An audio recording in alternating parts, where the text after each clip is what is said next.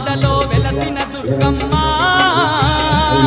నీ పూజకు పువ్వులు తెచ్చినమమ్మ మెడలో దండలు వేసినమమ్మ మెండుగ మమ్ము